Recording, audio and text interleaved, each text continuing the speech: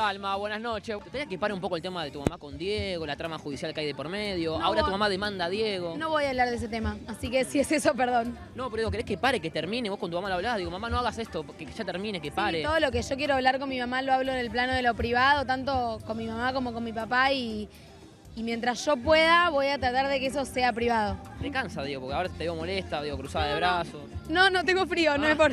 No, en realidad sí, obviamente no es una situación grata, pero de verdad no quiero hablar del tema, porque ya hablan todos sin que hablen los protagonistas, así que imagínate. Bueno, ¿con Diego estás hablando con tu padre por mensaje de texto, por WhatsApp, algo?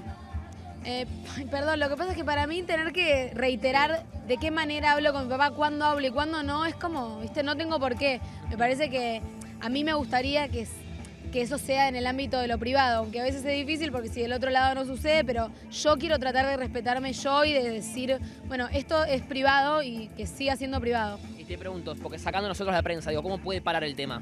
¿Es por nosotros? Digo, ¿es por Diego que sigue hablando? ¿Es por Morla, que es su abogado y no para de hablar? No, son por diferentes cosas, que esto no para nunca, pero la verdad es que me parece que en algún momento se va a terminar, o mismo cuando me pregunten voy a decir, no quiero hablar del tema y listo. ¿Te molesta un poco lo que dice Matías Morla?